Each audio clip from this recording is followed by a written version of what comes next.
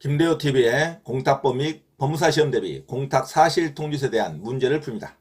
31번 공탁 간의 공탁통지서 내지 공탁사실통지서 발송 등에 관한 다음 설명 중 가장 옳지 않은 것은 정답 1번으로 기억하시기 바랍니다. 1번 제3채무자가 금전채권의 일부에 대한 민사집행법에 따른 압류를 원인으로 압류에 관련된 금전채권액 전액을 집행공탁 민사집행법 제248조 제1항 하는 경우 공탁관은 피공탁자 압류채무자에게 공탁통지서를 발송하고 압류채권자에게는 공탁사실을 통지하여야 한다. 이게 틀렸죠? 압류채권자에게는 공탁사실을 통지하지 않습니다.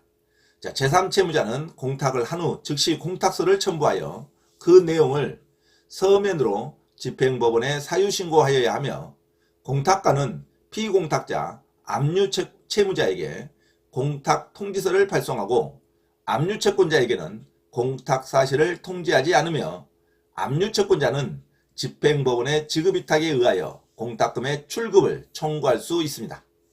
자, 2번 제3채무자가 금전채권에 대한 가압류를 원인으로 집행공탁 민사집행법 제291조 제248조 제1항을 하는 경우 공탁관은 피공탁자에게 공탁통지서를 발송하고 가압류채권자에게는 공탁사실을 통지하여야 합니다. 자, 이럴 때 압류채권자에게는 공탁사실을 통지하지 않고 가압류채권자에게는 공탁사실을 통지하여야 한다는 것을 기억하시기 바랍니다. 자, 다음은 공탁법 및 법무사시험 대비 공탁사실통지서에 대한 문제를 풉니다. 31번 공탁 간의 공탁통지서 내지 공탁사실통지서 발송 등에 관한 다음 설명 중 가장 옳지 않은 것은 정답 1번으로 기억하시기 바랍니다. 1번 제3채무자가 금전채권의 일부에 대한 민사집행법에 따른 압류를 원인으로 압류에 관련된 금전채권액 전액을 집행공탁 민사집행법 제248조 제1항 하는 경우 공탁관은 피공탁자 압류채무자에게 공탁통지서를 발송하고 압류채권자에게는 공탁사실을 통지하여야 한다. 압류채권자에게는 공탁사실을 통지하지 않습니다. 이게 틀렸죠? 제3채무자는 공탁을 한 후 즉시 공탁서를 첨부하여 그 내용을 서면으로 집행법원에 사유신고하여야 하며 공탁관은 피공탁자 압류채무자에게 공탁통지서를 발송하고 압류채권자에게는 공탁사실을 통지하지 않으며 압류채권자는 집행법원의 지급위탁에 의하여 공탁금의 출급을 청구할 수 있습니다. 자, 2번 제3채무자가 금전채권에 대한 가압류를 원인으로 집행공탁 민사집행법 제291조 제248조 제1항을 하는 경우 공탁관은 피공탁자에게 공탁통지서를 발송하고 가압류채권자에게는 공탁사실을 통지하여야 한다. 맞는 문장이죠. 자, 압류채권자에게는 공탁사실을 통지하지 않고 가압류채권자에게는 공탁사실을 통지하여야 한다는 것을 주의하시기 바랍니다. 자, 다음은 공탁법 및 법무사시험 대비 공탁사실통지서에 대한 문제를 풉니다. 자, 31번 공탁 간의 공탁통지서 내지 공탁사실통지서 발송 등에 관한 다음 설명 중 가장 옳지 않은 것은 1번 제3채무자가 금전채권의 일부에 대한 민사집행법에 따른 압류를 원인으로 압류에 관련된 금전채권액 전액을 집행공탁 민사집행법 제248조 제1항 하는 경우 공탁관은 피공탁자 압류채무자에게 공탁통지서를 발송하고 압류채권자에게는 공탁사실을 통지하여야 한다. 이게 틀렸죠? 압류채권자에게는 공탁사실을 통지하지 않습니다. 자, 제3채무자는 공탁을 한 후 즉시 공탁서를 첨부하여 그 내용을 서면으로 집행법원에 사유신고하여야 하며 공탁관은 피공탁자 압류채무자에게 공탁통지서를 발송하고 압류채권자에게는 공탁사실을 통지하지 않으며 압류채권자는 집행법원의 지급위탁에 의하여 공탁금의 출급을 청구할 수 있습니다. 자, 2번 제3채무자가 금전채권에 대한 가압류를 원인으로 집행공탁 민사집행법 제291조 제248조 제1항을 하는 경우 공탁관은 피공탁자에게 공탁통지서를 발송하고 가압류 채권자에게는 공탁 사실을 통지하여야 합니다. 자, 이때 압류 채권자에게는 공탁 사실을 통지하지 않고 가압류 채권자에게는 공탁 사실을 통지하여야 한다는 것을 주의하시기 바랍니다. 자, 다음은 공탁법 및 법무사 시험 대비 공탁 사실 통지서에 대한 문제를 풉니다. 자, 31번 공탁 간의 공탁 통지서 내지 공탁 사실 통지서 발송 등에 관한 다음 설명 중 가장 옳지 않은 것은 정답 1번으로 기억하시기 바랍니다.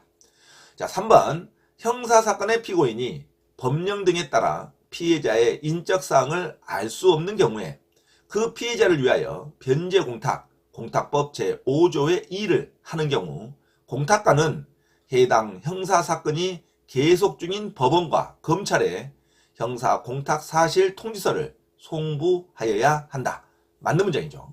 자, 4번 제3채무자가 금전채권에 대하여 가압류 명령을 송달받은 경우에 채권 양도 통지를 받아 혼합공탁 민법 제487조 후단 민사집행법 제291조 및 248조 제1항을 하는 경우 공탁관은 피공탁자에게 공탁 통지서를 발송하고 가압류 채권자에게는 공탁 사실을 통지하여야 한다. 맞는 문장입니다. 5번 제3채무자가 금전채권에 대하여 가압류와 체납 처분에 의한 압류의 경합을 원인으로 집행공탁 민사집행법 제291조 제248조 제1항을 하는 경우 공탁관은 피공탁자에게 공탁 통지서를 발송하고 가압류 채권자 및 체납 처분권자에게는 공탁 사실을 통지하여야 한다. 맞는 문장입니다.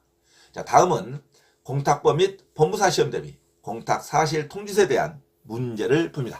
자, 31번 공탁 간의 공탁 통지서 내지 공탁 사실 통지서 발송 등에 관한 다음 설명 중 가장 옳지 않은 것은 3번 형사사건의 피고인이 법령 등에 따라 피해자의 인적사항을 알 수 없는 경우에 그 피해자를 위하여 변제공탁, 공탁법 제5조의 2를 하는 경우 공탁관은 해당 형사사건이 계속 중인 법원과 검찰에 형사 공탁 사실 통지서를 송부하여야 한다.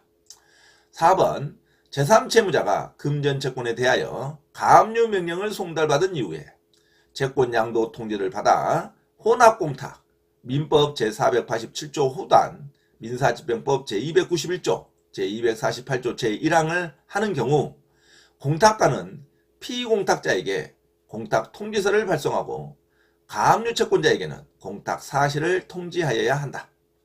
자, 5번 제3채무자가 금전채권에 대하여 가압류와 체납 처분에 의한 압류의 경합을 원인으로 집행공탁 민사집행법 제291조 제248조 제1항을 하는 경우 공탁관은 피공탁자에게 공탁 통지서를 발송하고 가압류 채권자 및 체납 처분권자에게는 공탁 사실을 통지하여야 한다. 맞는 문장이죠.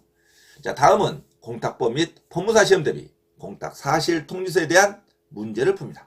자, 31번 공탁 간의 공탁 통지서 내지 공탁 사실 통지서 발송 등에 관한 다음 설명 중 가장 옳지 않은 것은 정답 1번으로 기억하시기 바랍니다. 자, 3번 형사사건의 피고인이 법령 등에 따라 피해자의 인적사항을 알 수 없는 경우에 그 피해자를 위하여 변제공탁, 공탁법 제5조의 2를 하는 경우 공탁관은 해당 형사사건이 계속 중인 법원과 검찰에 형사 공탁 사실 통지서를 송부하여야 한다. 맞는 문장이죠. 자, 4번 제3채무자가 금전채권에 대하여 가압류 명령을 송달받은 이후에 채권 양도 통지를 받아 혼합공탁 민법 제487조 후단 민사집행법 291조 제248조 제1항을 하는 경우 공탁관은 피공탁자에게 공탁 통지서를 발송하고 가압류 채권자에게는 공탁 사실을 통지하여야 한다. 맞는 문장이죠. 자, 5번 제3채무자가 금전채권에 대하여 가압류와 체납 처분에 의하여 압류의 경합을 원인으로 집행공탁 민사집행법 제291조 제248조 1항을 하는 경우 공탁관은 피공탁자에게 공탁 통지서를 발송하고 가압류 채권자 및 체납 처분권자에게는 공탁 사실을 통지하여야 한다. 맞는 문장이죠. 자, 이상 공탁법 및 법무사 시험 대비 공탁 사실 통지서에 대한 문제를 풀어드렸습니다.